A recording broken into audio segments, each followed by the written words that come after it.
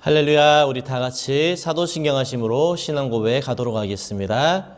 전능하사 천지를 만드신 하나님 아버지를 내가 믿사오며 그 외아들 우리 주 예수 그리스도를 믿사오니 이는 성령으로 잉태하사 동정녀 마리아에게 나시고 본디오 빌라도에게 고난을 받으사 십자가에 못 박혀 죽으시고 장사한 지 사흘 만에 죽은 자 가운데서 다시 살아나시며 하늘에 오르사 전능하신 하나님 우편에 앉아 계시다가 저리로서 산자와 죽은 자를 심판하러 오시리라. 성령을 믿사오며 거룩한 공예와 성도가 서로 교통하는 것과 죄를 사하여 주시는 것과 몸이 다시 사는 것과 영원히 사는 것을 믿사옵나이다. 아멘. 낮은 해처럼 밤엔 달처럼 함께 찬양하겠습니다. 낮은 해처럼 밤엔 달처럼 그렇게 살 수 없을까.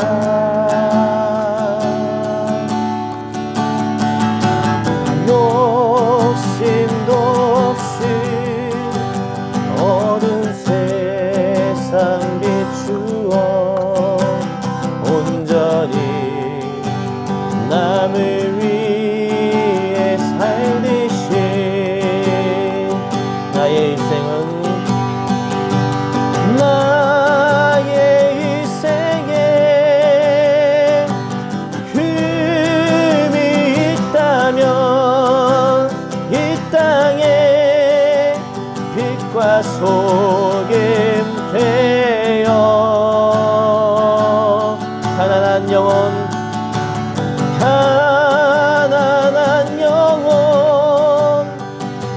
지친 영혼을 주님께 인도하고픈데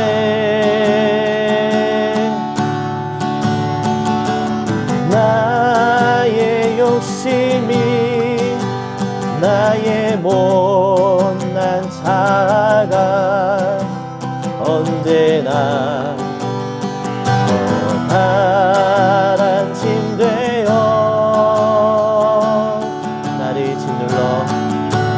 나를 짓눌러 맘을 곤곡해 하니 예수여 나를 도와주소서. 예수님처럼 가을처럼 예수님처럼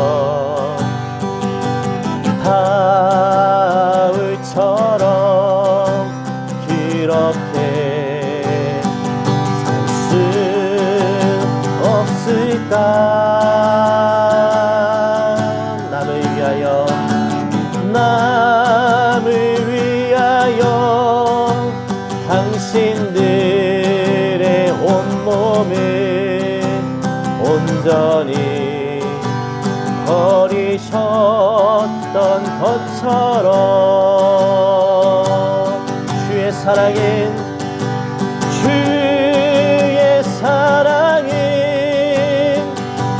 베푸는 사랑 값없이 그저 주는 사랑. 그러나 나는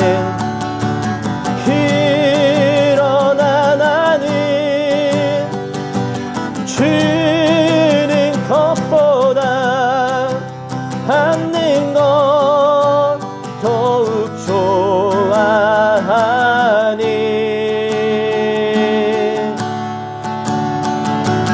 나의 입술은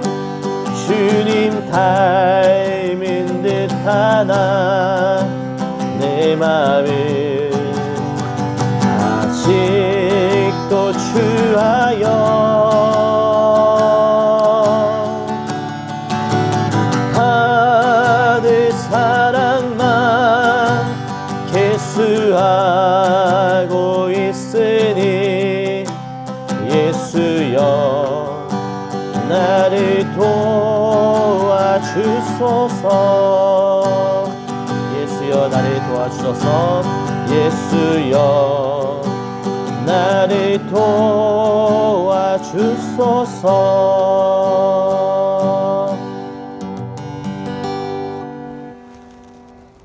예배를 위해서 전장훈 형제님께서 대표로 기도하시겠습니다. 사랑의 하나님, 대면 예배가 폐쇄되어도 온라인을 통해 하나님께 영광 돌릴 수 있게 해주심에 감사합니다. 하나님, 전 세계적으로 퍼진 코로나 바이러스로 인해 저희가 얼마나 약한 존재이며 하나님 손길 없이는 살아갈 수 없는 존재임을 다시 한번 느낍니다. 저희를 불쌍히 여기사 이러한 환경에도 흔들리지 않게 도와주세요. 최근 불미스러운 사건들로 사회에서 교회를 좋지 않은 시선으로 보고 있습니다. 하지만 이러한 사회의 질책이 따갑다 하여 스스로 자신이 그리스도임을 숨기며 부끄러워하는 것이 아니라 신앙을 잃지 않고 나아가며 예수님을 닮아가는 청년부 되게 하사 교회를 회복시켜 주실 것을 믿습니다. 사회적 거리두기로 인해 교회에서의 대면 예배가 아닌 온라인으로 예배하고 있습니다. 이러한 환경이 미지근한 마음을 갖게 하는 것이 아닌 어떤 상황 속에서도 하나님께 영광 돌릴 수 있는 성숙한 신앙으로 성장하는 대학 청년부가 될 수 있게 해주세요. 어려운 상황 속에서도 교회를 위해 항상 애쓰시는 변영주 목사님께 큰 은혜 주셔서 전하시는 말씀에 하나님의 사랑이 가득하게 해주세요. 또 보이지 않는 곳에서 봉사하는 임직원들과 부장집사님을 생각하사 각각의 가정에도 크신 축복을 내려주세요. 예수님의 이름으로 기도드립니다. 아멘. 아멘. 이 시간 선포되신 하나님의 말씀은 구약성경 다니엘 2장 14절부터 18절까지 말씀입니다. 다니엘서 2장 14절부터 18절까지 말씀입니다. 다니엘 2장 14절부터 18절까지 말씀입니다. 우리 다 찾으신 줄 알고 다 같이 함께 합독하도록 하겠습니다. 시작. 그때 왕의 근위대장 아리옥이 바벨론 지혜자들을 죽이러 나가매 다니엘이 명철하고 슬기로운 말로 왕의 근위대장 아리옥에게 물어 이르되 왕의 명령이 어찌 그리 급하냐 하니 아리옥이 그 일을 다니엘에게 알림해 다니엘이 들어가서 왕께 구하기를 시간을 주시면 왕에게 그 해석을 알려드리이다 하니라. 이에 다니엘이 자기 집으로 돌아가서 그 친구 하느냐와 미사엘과 아사랴에게 그 일을 알리고 하늘에 계신 하나님이 이 은밀한 일에 대하여 불쌍히 여기사 다니엘과 친구들이 바벨론의 다른 지혜자들과 함께 죽임을 당하지 않게 하시기를 그들로 하여금 구하게 하니라. 아멘. 네, 오늘은 이 고난 중에 빛을 발하는 성도, 이 고난 중에 빛을 발하는 성도라는 제목의 말씀으로 하나님 말씀 증거하도록 하겠습니다. 우리는 이 전화위복 혹은 위기가 곧 기회가 될 수 있다라는 그러한 말들을 종종이 듣곤 합니다. 작금의 이 오늘날의 시대를 가리켜서 모든 사람들은 앞으로 더욱 어려울 때가 될 것이라고 다 입을 모읍니다. 언제쯤이면 이 전염병의 문제가 끝나게 될지, 또 경제적인 피해는 어떻게 될지, 또 우리의 신앙적인 모습들은 또 어떻게 될지 참 암담한 생각들이 들 때가 많이 있습니다. 그러나 이 어려운 때에 반드시 모든 사람들이 다 망하거나 또 일어서지 못하는 것은 아닙니다. 많은 사람들이 어려움을 겪고 대부분의 사람들이 고통 속에서 주저앉고 포기해 버리겠지만 전부 다 그렇지는 않을 것입니다. 우리가 하나님을 믿는다라고 말하는 그 신앙 고백은 언제 진가를 발휘하게 되죠? 바로 고통의 때에, 칠흑같이 어두운 밤에, 그럼에도 불구하고 여전히 하나님을 향한 신뢰를 붙드는 자들을 통하여서 그 신앙 고백이 참이 되는 것입니다. 그래서 하나님의 기이한 빛과 어떤 그 도우심으로 고통의 때에 이전에 없던 정말로 놀라운 새 은혜를 경험하는 그러한 기간, 정말 이전에 없던 기적을 체험할 수 있는 그러한 기간으로 정말 하나님께서 이 앞에 시간이 지났을 때 더 큰 감사를 올려드릴 수 있는 우리 모두가 될 수 있기를 주님의 이름으로 축원합니다. 사람은 이 자기 안에 뭘 두고 사느냐, 무엇을 생각하고 사느냐에 따라서 이 삶의 방향이 결정되는 것 같습니다. 말씀을 가슴속에 두고 사는 사람은 항상 이 말씀이 그 사람의 삶을 이끌어 가게끔 되어 있습니다. 말씀이 그 마음속에 새겨져 있다면 그것이 이 세상을 바라보는 세계관과 또 무엇이 옳고 무엇이 옳지 않는가, 무엇이 중요하고 또 무엇이 중요하지 않는가를 판가름해주는 가치관이 되어 그 사람의 걸음을 움직여가게 될 것입니다. 반대로 염려가 많은 사람들은 이 염려에 끌려다닐 것이고 욕망이 만약에 그 사람 속에 가득하다면 또 그것에 이끌리게 될 것입니다. 사랑하는 청년 지체 여러분, 여러분의 마음과 생각 속에 정말 하나님의 이 말씀이 깊이 새겨져 그 말씀의 이끌림을 받아 살아갈 수 있기를 주의 이름으로 간절히 축원합니다. 우리가 본문을 다 읽지는 못했지만 이 다니엘서 이 2장 말씀 중에 바벨론 제국을 일으켜 아주 강건한 나라로 만들어가고 있는 이 느부갓네살이라고 하는 한 왕에 대한 이야기와 그리고 이 또 그가 꾼 꿈에 대한 이야기가 본문 가운데 등장을 합니다. 제국을 건설하기는 했지만 통치자의 마음은 마냥 편안하지를 못했습니다. 더구나 칼로 제국을 일으켰던 인물이었기 때문에 언제 어디에서 이 모반이 일어나고 또 전쟁이 일어나서 자신의 신변 가운데 이상이 생길지 알지 못했습니다. 이러한 것들을 생각해 본다면 사실 이 많은 것들을 가진 사람들은 무조건 행복하다고 할 수 없을 것 같습니다. 많은 것을 가진 사람은 반드시 그만큼 그에 대한 염려도 많은 것입니다. 그래서 사도 바울도 그리스도를 아는 이 고상한 지식 외에는 예수님 말고는 모든 것들을 다 무엇으로 여겼다고 했죠? 배설물로 여겼다라고 말씀을 하고 있습니다. 잃어버려도 상관없는 것들로 이해해 버린 것입니다. 그리고 나니까 어떻습니까? 염려하지 않습니다. 사명 감당하는데 담대합니다. 잃어버릴 것이라고는 목숨밖에 없게 되니 예수 믿기로 작정하면서 목숨까지도 주를 위해 바치겠다는 일념으로 선교의 사명들을 감당해 낸 것입니다. 세상에 제일 무서운 사람들이 누군 줄 아십니까? 이 2등이 말이 안 통하는 정말 무식한 사람들. 그리고 1등이 목숨을 아까워하지 않는 사람입니다. 이 느부갓네살 왕은 한 제국의 왕으로서 늘 마음 가운데 불편함이 있었습니다. 그리고 그 불편함이 도를 넘게 되는 한 사건이 벌어지게 됩니다. 어느 날 갑자기 꿈자리가 사납습니다. 뒤숭숭한 꿈을 꾸게 되었는데 이 오늘 말씀 2장 1절 말씀에 보시면 이와 같이 말씀을 하고 있습니다. 느부갓네살이 다스린 지 2년이 되는 해에 느부갓네살이 꿈을 꾸고 그로 말미암아 마음이 번민하여 잠을 이루지 못한지라. 여러분들도 혹시 이런 때가 혹시 없습니까? 불면증이라고 부르기도 하죠. 마음에 이 번민이 많아지면 잠이 안 옵니다. 생각이 계속 머릿속에 파고드니까 잠이 오지를 않습니다. 당장 내 목에 지금 칼이 들어온 것도 아니고 어떤 나쁜 일이 일어난 것도 아닌데 꿈 때문에 괜히 마음이 불편해져서 고통스러워하고 있는 그런 장면입니다. 그런데 이 꿈을 누가 꾸게 하신 것입니까? 바로 하나님께서 꾸게 하신 것입니다. 이 꿈은 심리학자들이 말하는 무의식의 어떤 반영 이런 게 전혀 아닙니다. 본 적도 들은 적도 없고 상상해 보거나 책을 통해서도 접해본 적 없는 정말로 희한한 한 신상에 대해서 꿈이 나타나는데 그것이 꿈에 나타났을 때 이것은 철저하게 하나님의 계시적 꿈이었습니다. 그런데 하나님께서 왜 느부갓네살로 하여금 이 꿈을 꾸게 하셨을까요?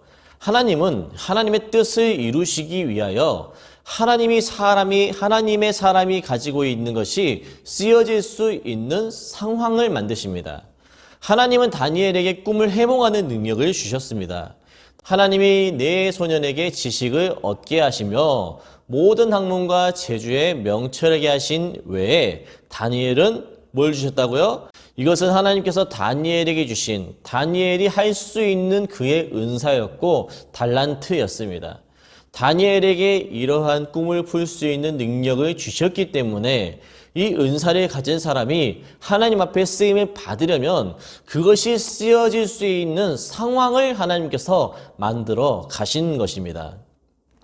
꼭 기억하셔야 될 것은 내가 능력이 없는 것을 예수님을 믿는 사람들은 탓할 필요가 없다라는 겁니다.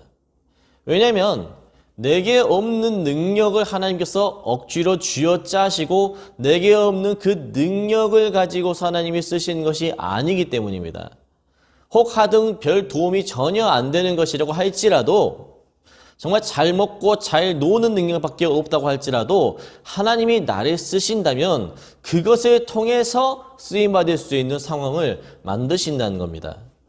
하나님이 정말 나를 쓰기를 원하신 것은 내게 주신 것을 가지고 나의 순종을 통하여 하나님께서 쓰시려는 것이지 없는 것을 가지고 억지로 그것을 해내라고 요구하시는 분이 결코 아니라는 것입니다. 우리가 이 달란트 받았던 자에 대한 비유를 기억하고 있습니다. 마태복음 25장 24절과 25절 말씀 한번 보세요. 한 달란트 받았던 자는 와서 이르되 주인이여 당신은 굳은 사람이라 심지 않은 데서 거두고 해치지 않은 데서 모으는 줄 내가 알았으므로 두려워하여 나가서 당신의 달란트를 땅에 감추어 두었나이다. 보소서 당신의 것을 가지셨나이다. 이 주인을 크게 오해한 것입니다. 누군가는 5달란트를, 누군가에게는 2달란트를 이렇게 하나님께서 주셨습니다. 그럼 이 주인은 1달란트를 받은 자에게 10달란트를 받아내라고 만들어내라고 요구하지 않습니다. 많이 받은 자는 많이 남기는 것이 합당한 것이고 하나님 앞에 적게 받았다 할지라도 자기에게 주어진 그것을 가지고 주님 앞에 성실하게 쓰임받으려고 했으면 그것으로 하나님의 영광을 받으신다는 것입니다. 만약 하나님께서 다니엘에게 꿈과 이상을 보는 능력을 주시지 않으셨더라면 느부갓네살에게 꿈이 아니라 전혀 다른 어떤 방편을 통하여서 그에게 상황을 일으키셨을 겁니다. 우리 각자에게도 누군가에게는요, 잘 가르칠 수 있는 은사를, 누군가에게는 또 노래를 잘할 수 있는 그러한 은사를, 또 누군가에게는요, 잘 섬길 수 있는 성실함에 대한 은사를 주신 경우들이 있습니다. 그러면 바로 그것을 통해서 하나님이 나에게 주신 내가 정말 좋아하고 내가 잘하는 그것을 통하여 가지고 그것이 쓰임받을 수 있는 자리 가운데에서 하나님 앞에 영광 돌릴 수 있도록 하시기 위함이라는 것입니다. 자꾸 우리가 이것도 잘하고 싶고 저것도 잘하고 싶고 더 늘고 싶고 그렇죠. 이런 마음의 소원을 품지 말라는 것은 아닙니다. 그러나 괜히 하나님께서 허락해 주지 않으신 것을 가지고서 계속 달라고 때를 쓰듯이 기도만 하지 말고 하나님 내가 가진 것이 무엇인지 알게 해 주십시오. 하나님 내가 가진 이것이 별것 아니지만 이것이 쓰임받을 수 있도록 상황을 만들어 주시고 그 상황이 되었을 때 바로 내가 하나님 앞에 쓰임받을 때임을 깨달아 알 수 있는 그러한 분별력을 주십시오. 이런 기도를 우리가 다시 한 번 더 회복해야 된다는 것입니다. 그게 하나님의 뜻을 아는 사람, 하나님의 주권을 이해하는 사람입니다. 시대가 사람을 만든다라는 말이 있습니다, 여러분. 그러나 시대가 사람을 만드는 것이 아니고 하나님께서 사람을 쓰시기 위하여 그 시대를 만들어 가시는 것입니다. 여러분, 왜 애굽이라는 나라가 이 7년의 큰 풍년과 7년의 큰 흉년에 맞게 되었습니까? 단순한 갑작스러운 기후 변화 때문이었습니까? 그것이 아닙니다. 바로 요셉 때문에 이러한 일이 벌어졌습니다. 하나님께서 그에게 무슨 일인가를 하게 하시려고 그를 애굽의 총리가 되게 하셨고 그를 통하여 모든 세상을 다스리시는 분이 바로 하나님이심을 알려주시기 위해 세상에 기근과 풍년을 허락하신 것입니다. 하나님께서 누군가를 쓰시려고 하시면 그 사람이 쓰임받을 수 있는 상황을 만드십니다. 기억하십시오. 하나님은 여러분들을 쓰시기를 원하시고 여러분들의 인생에 그런 상황을 만들어가고 계십니다. 이 흉년의 때를 살아갈지라도 내 인생에 이 어두운 터널을 지금 지나고 있다고 여겨질지라도 상황을 탓하지 마십시오. 이 상황에서 하나님이 이 나를 통해 무슨 일을 하시고자 함인가? 나는 이 상황 속에서 무엇을 하는 것이 옳은가? 어떤 태도를 취하고 반응해야 하는가? 이러한 생각 가운데 여러분 집중하셔야 됩니다. 그게 바로 지혜로운 믿음의 사람의 반응인 것입니다. 여러분은 뭐 꿈 한번 꾼다고 잠 못 자고 그러시지 않죠? 저도 이렇게 그냥 누우기만 하면 머리만 땅에 대면 바로 잠이 드는 그런 사람입니다. 그것 때문에 남을 죽이고 혹시 남에게 해를 끼치거나 그러신 분은 안 계시죠? 내가 좀 잠 좀 못 잤다고 좀 히스테리컬 해질 수는 있지만 그것 때문에 사람을 죽이진 않잖아요. 오늘 성경에서 그런데 느부갓네살이라는 이 왕은 그저 꿈이려니 하고 대수롭게 넘어갈 수 있었지만 하나님께서 그의 마음 가운데 조급한 마음과 번민한 마음을 허용하셨습니다. 그리고는 그가 이 신하들을 불러 모으도록 만드셨습니다. 근데 이 느부갓네살 왕이 이런 이야기를 하죠. 참 황당한 이야기인데 꿈을 해석해라가 아니고 내가 무슨 꿈을 꿨는지 맞춰라 라는 이런 요구를 합니다. 이것이 말이 됩니까? 내가 그 꿈을 꿔본 적이 없는데 남의 꿈을 어떻게 합니까? 무슨 꿈인지는 말을 해줘야 그 꿈을 들어보고 꿈에 대해서 이게 이런 뜻일 겁니다 라고 해몽을 하든지 그럴 거 아니에요? 꿈을 꾼 당사자만 알지 그것도 알려주지 않고서 일단 내가 무슨 꿈 꾼지부터 알려주지 않을 테니까 맞춰봐라 하는 것은 억지 중에 정말 상억지였습니다. 아무리 꿈자리가 사나워서 기분이 안 좋거니와 이러한 요구는 매우 비합리적인 것이었습니다. 이 느부갓네살 왕은 이것을 맞추지 못하는 이 신하들을 향하여서 대단히 화를 냈습니다. 아니 너희들은 이것도 못 맞추면서 너희들이 무슨 지혜자와 박수냐라고 맹비난을 퍼붓습니다. 여기서 이 지혜자와 박수는 당시 바벨론에서 제일 날고 긴다라고 하는 초엘리트 지성 집단을 의미합니다. 느부갓네살이 이 사람들을 어떻게 길렀습니까? 정말로 애지중지 아껴가면서 길렀거든요. 자기 음식, 그러니까 왕이 먹는 음식을 더불어 이들이 먹게 해주었고 자기가 마시는 포도주로 길렀습니다. 그만큼 최고의 대우를 해줘가면서 왕이 나라의 어떤 위기를 맞이하고 중대차한 어떤 결정을 내려야 할 때 내 의지와 내 지성으로 내 판단력으로 할 수 없을 그때에 너희들이 이것을 도와야 된다. 그래서 내가 너희들을 특별히 이렇게 대우해 주었다. 그러면서 이렇게 할 수 있는 모든 학문의 영역들을 그 사람들에게 제공하면서 길렀습니다. 바로 이러한 때를 위해서 말입니다. 왕의 명령에 갈대아의 지혜자들은요. 기가 차고 정말 황당했습니다.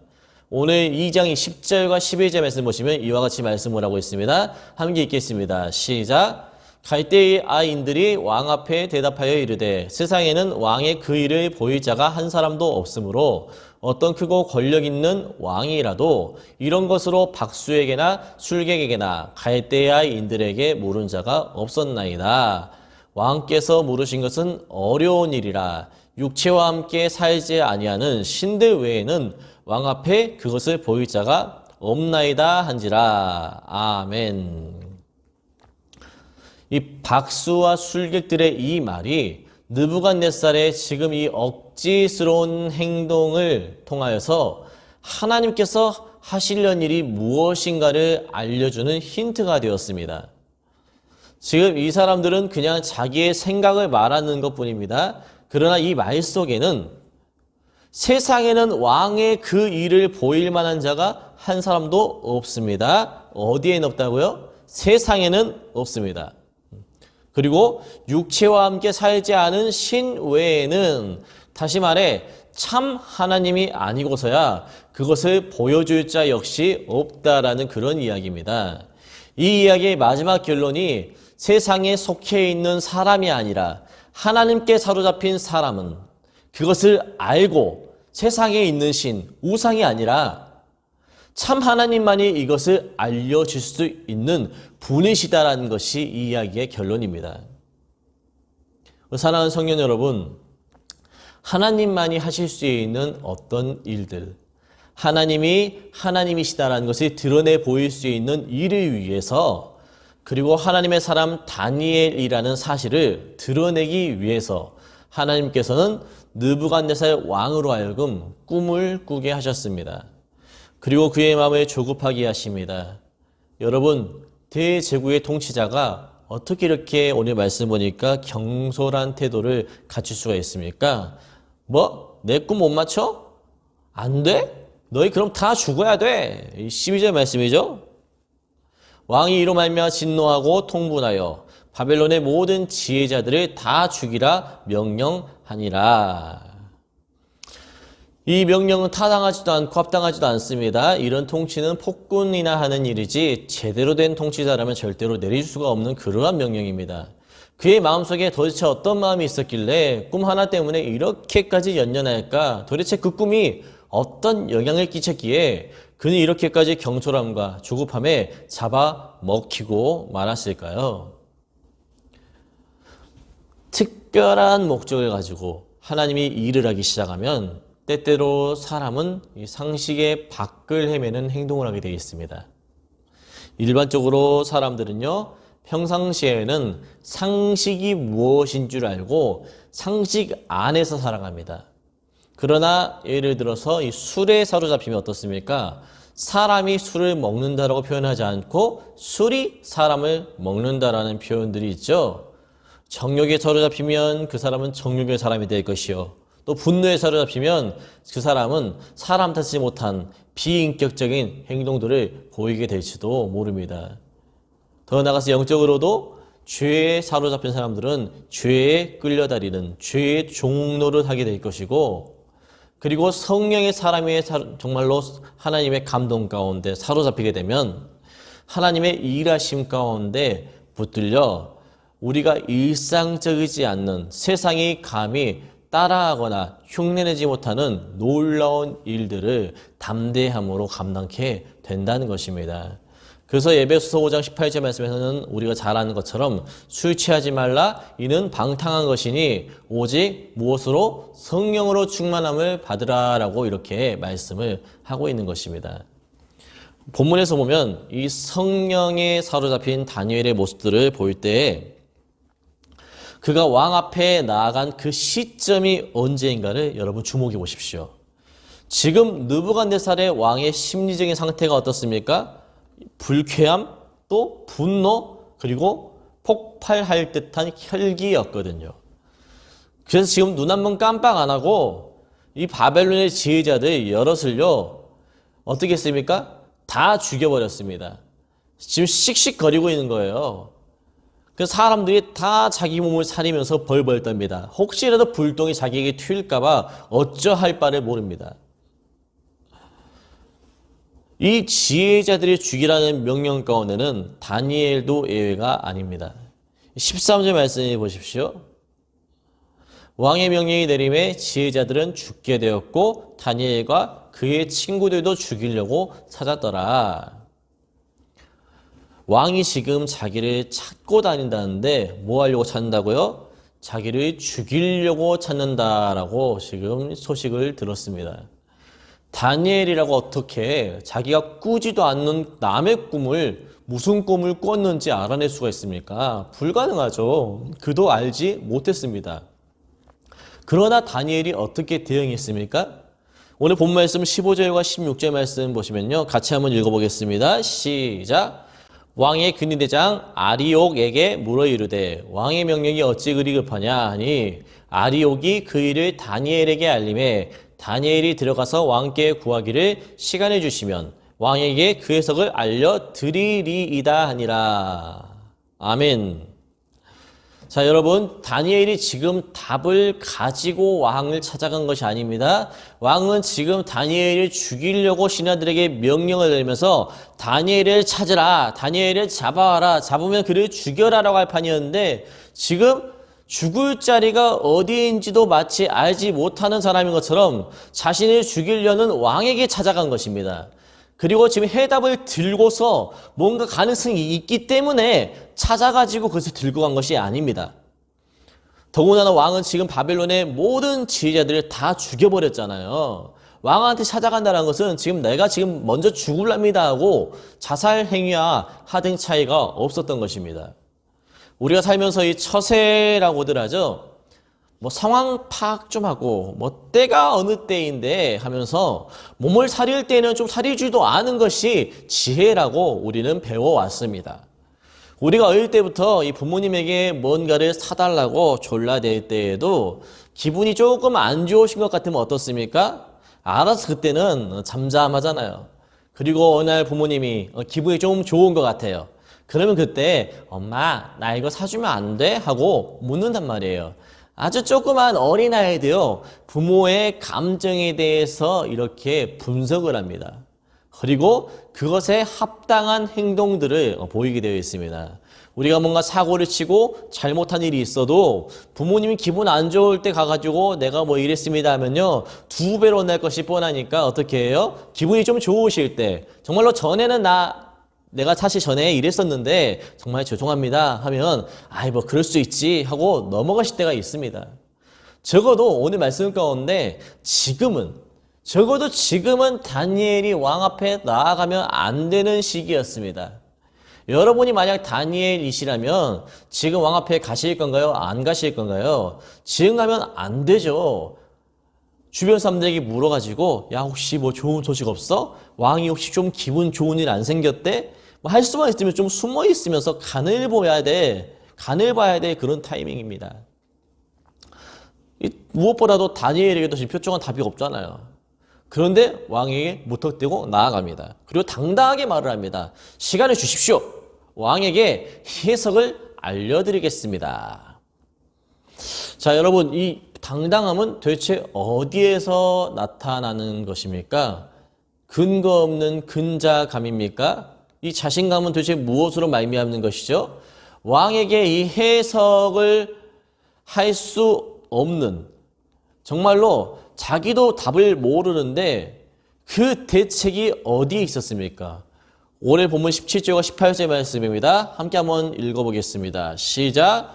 이에 다니엘이 자기 집으로 돌아가서 그 친구 하나냐와 미사엘과 아사랴에게 그 일을 알리고 하늘에 계신 하나님이 이 은밀한 일에 대하여 불쌍히 여기사 다니엘과 친구들이 바벨론의 다른 지혜자들과 함께 죽임을 당하지 않게 하시기를 그들로 하여금 구하게 하니라. 아멘. 고작 왕에게는 그렇게 큰 소리 쳐놓고 한다고 한 게 기도입니다. 친구들한테 급히 달려가서 뭐 했습니까? 기도를 부탁합니다. 야, 지금 어떡하냐? 기도할 때다. 답이 없다. 나도 모른다. 그러니까 우리 기도하자. 3명의 친구들에게 이 기도를 부탁하죠. 우리에게 익숙한 이름으로는 사드락과 이 메삭과 아벳느고라는 이름을 가지고 있는 친구들입니다. 자, 제목도 분명합니다. 하늘에 계신 하나님이 이 은밀한 일에 대하여 불쌍히 여겨주기를 원한다. 그리고 우리가 이 죽임을 당하지 않기를 원한다. 이거 2개 기도하자고 하고 더불어 함께 기도하기 시작했습니다. 그런데 여러분, 여기서 중요한 핵심 포인트가 있습니다. 우리가 우리의 입술로 선포하며 세상을 향하여서는, 주변을 향하여서는 바로 지금이 기도할 때다라고 말을 한다면 그것이 세상을 향해서는 선포가 되겠지만 하나님을 향해서는 하나님이 일하실 때입니다 라고 말하는 고백이 되는 것입니다. 그리고 19절 말씀해 보십시오. 이에 이 은밀한 것이 밤에 환상으로 다니엘에게 나타나 보이매 다니엘이 하늘에 계신 하나님을 찬송하니라. 아멘. 환상으로. 언제요? 밤에. 성경 분명하게 꿈과 환상에 대해서 구분을 하고 있습니다. 자다가 꿈에서가 아니라 밤에 그가 기도하다가 기도 중에 환상이라는 신비한 이 체험을 통해서 하나님의 응답을 받았습니다. 시청각 자료처럼 바벨론 왕이 꾸었던 그 꿈의 내용들이 다시 리플레이가 되어진 것입니다. 이 다니엘의 기도는요, 잠깐 그렇게 구하다 마는 기도가 아니었습니다.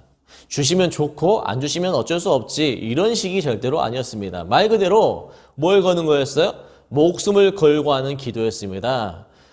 이 다음 날이 되기 전까지 뭔가 뾰족한 이 답이 나오지 않으면 왕에게 죽임을 당할 것이 뻔했기 때문에 배수진을 치고 더 이상 나는 물러날 것이 없다라고 여기지는 자의 그러한 기도였습니다. 하나님 살려주십시오. 하나님 나 좀 불쌍히 여겨주십시오. 왕 앞에서는 그렇게 떳떳하며 걱정하지 말라고, 시간만 주면 왕의 당신의 그 꿈을 내가 해석해 주겠다라고 이야기해 놓고서는 고작 한다고 한 것이 기도였고, 그의 모습은 앞에 당당함은 온데간데 없이 하나님 앞에 바짝 엎드려 하나님 아니면 안 됩니다. 하나님만이 이 일을 해결하실 수가 있습니다라고 이렇게 엎드려 기도하더란 것입니다. 그런데 놀랍게도 세상에는 담대하게, 하나님 앞에서는 겸손하게 엎드렸던 이 다니엘을 향해 하나님께서는 응답을 하셨습니다. 다니엘이 이제 왕에게 찾아가 하나님께 친히 보여주셨던 그 꿈의 내용들을 이야기해 줍니다. 왕이여, 당신의 꾼 꿈은 이러한 것인데 큰 신상이 있습니다. 머리는 어떻고 팔은 어떻고 다리는 어떻고 하면서 상세하게 그 모습들을 이야기합니다.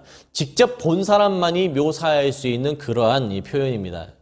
다니엘 1장에 보면요, 이 서두에 다니엘이라는 이런 사람의 외적인 모습에 대해 소개를 하고 있는데, 다니엘뿐만 아니라 여기 지금 이 박사와 술객들 가운데 이스라엘에서 온 이 사람들은 어떤 사람들이었냐면요, 이스라엘 땅에서 포로로 끌려왔었지만 아무나가 아니라 왕족과 이 귀족들 가운데 섞여 있던 인물들이었습니다. 다니엘 1장 3절 말씀에 보시면 흠이 없고 용모가 아름다우며 모든 지혜를 통찰하며 지식에 통달하며 학문에 익숙한 그러한 사람으로 다니엘을 비롯한 느부갓네살 왕에게 꿈을 못 풀어서 죽임을 당했던 사람들의 스펙에 관하여 소개를 하고 있습니다. 내가 배운 이 어떤 지식과 나의 어떤 경험과 배경들로 해결할 수 없는 문제를 만날 때 어떻게 해야 됩니까? 즉각적으로 엎드려 기도하는 것이 참된 지혜자의 이 태도입니다. 그리고 내가 할 수 없는 그 문제를 내가 풀려고 애쓸 때에는 하나님이 결코 나타나지를 않으십니다. 왜 그렇습니까? 내 능력으로 할 수 있으니까, 나의 똑똑함을 믿고 나의 경험을 과신하며 문제를 해결하겠다라고 지금 달려들어 있기 때문에 거기에는 하나님의 역사가 일어나지를 않는 것입니다. 내 힘과 내 능력으로 할 수 없는 문제를 만나고 그 문제 앞에 내가 할 수 없음을 인정하고 하나님의 일하심을 구하기 시작할 때에 하나님이 역사하시는 줄을 믿습니다. 문제는 수많은 크리스찬들이 내 힘으로 해결할 수 없는 일임에도 불구하고 그것을 인정하지를 못하고 기어이 자기가 할 수 있다라고 외치며 몸부림치고 끝까지 버티고 스스로 무너져 간다는 것입니다. 끝까지 자기 힘, 자기 능력, 자기 의지하고서 그래도 안 되면 주변 옆 사람 사돈 팔촌까지라도 끌어들여가지고 기어이 내가 해보려고 한다는 것입니다. 내가 할 수 없는 것을 할 수 없다라고 인정하는 것도 여러분 믿음이에요. 나는 할 수 없지만 하나님은 하십니다 라고 고백하는 게 여러분 신앙입니다. 내가 감당할 수 없는 일을 만날 때 여러분 두려워하지 마시고 호들갑되지 마시고 하나님에 대한 개념을 바로잡고 하나님 앞에 엎드리십시오. 하나님이 하나님 되심을 드러내 보이시고자 때때로 우리에게 감당할 수 없을 것만 같은 그런 일들을 고난과 상처와 두려움이라는 이름으로 우리에게 허용해 주시는 것입니다. 그래서 우리가 잘 아는 말씀이죠. 이 고린도전서 10장 13절 말씀에 보시면 사람이 감당할 시험 밖에는 너희가 당한 것이 없나니 오직 하나님은 미쁘사 너희가 감당하지 못할 시험 당함을 허락하지 아니하시고 시험 당할 즈음에 또한 피할 길을 내사 너희로 능히 감당하게 하시느니라. 아멘. 우리가 감당하지 못할 시험을 감당하라고 하나님께서 억지로 밀어붙이시지 않습니다. 그것은 하나님의 영역입니다. 우리가 사람이 감당하지 못하는 그 영역은 하나님의 영역이란 말입니다. 하나님이 말씀하십니다. 내 일이다. 내가 일하겠다. 내가 역사하겠다. 내가 너희를 구원하겠다라고 말씀하시는 거예요. 그저 우리가 거기에 아멘하고 내어 맡겨드릴 때 하나님께서는 반드시 피할 길을 내어주시고 또 위기를 극복하며 감당케 해주실 줄로 믿습니다. 내 힘으로 이렇게 해결할 수 없는 일들을 만날 때 여러분 어떻게 해야 되죠? 고작이 아닙니다. 오직 기도해야 됩니다. 바로 지금과 같이 어려운 이런 시대적인 환란을 만날 때면 우린 더욱더 하나님 앞에 간절히 엎드려 기도해야 합니다. 바로 지금이야말로 하나님이 일어나시고 하나님이 역사하시고 하나님이 일하시는 그 타이밍인 것입니다.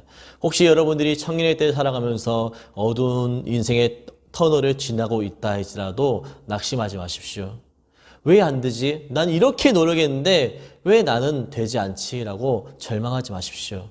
하나님이 일하실 때가 되었습니다. 그렇다면 우리는 우리의 어떤 아집과 고집들을 좀 내려놓고 하나님 나 좀 도와주십시오. 하나님 우리를 구원해 주십시오라고 매달려야 될 줄로 믿습니다. 이러한 믿음이 우리 가운데 다시 한번 나타나기를 간절히 주의 이름으로 소망합니다. 그래서 환경에 또 상황에 이 감정에 변할 수 없는 오히려 그 두려움이 변하여 찬송이 되고 기대가 될 수 있는 우리 모두가 될 수 있기를 주님의 이름으로 축원합니다. 기도하겠습니다. 자비로우신 하나님 아버지, 주님의 크신 은혜와 사랑을 감사드립니다.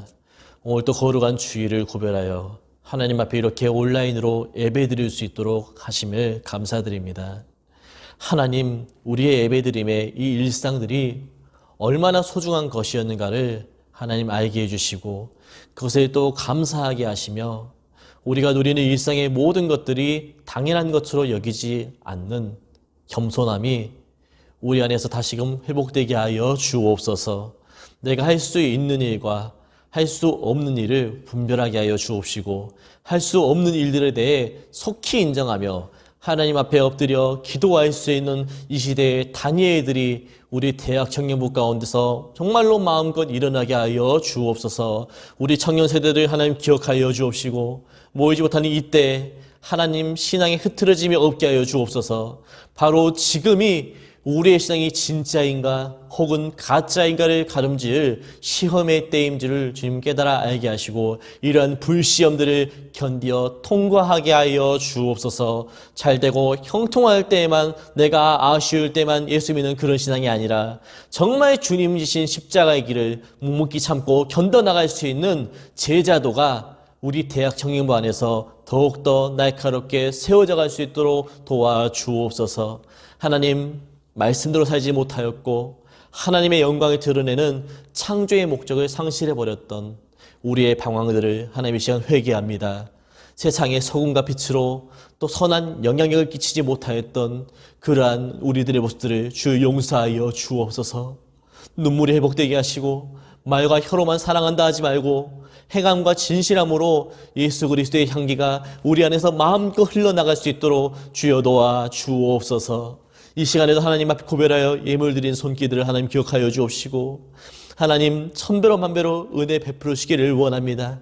어려운 때에 믿음을 고백하고 주 앞에 정말로 헌신하며 연락드리기를 원하는 이 예배드린 성령들의 삶을 하나님 기억하여 주옵시고 복의 복을 더하여 주옵소서. 모든 영광 주님 받아주시기를 간절히 바라옵고 원하오며 이 모든 말씀을 우리의 소망이 되시는 예수 그리스도의 이름으로 기도하옵나이다. 아멘. 지금은 우리 구주 예수 그리스도의 은혜와 하나님 아버지의 극진하신 사랑과 성령님의 감화감동 위로 교통하심의 역사가 이 시간 주님 앞에 나와 함께 예배드리며 주님이 주님 되시기를 갈망하며 다시 기도하겠다라고 다짐하고 결단하는 우리 대학 청년부 사랑하는 모든 지체들 머리 위에 그들의 가정과 범사 가운데 이제로부터 영원토록 함께 있을지어다. 아멘.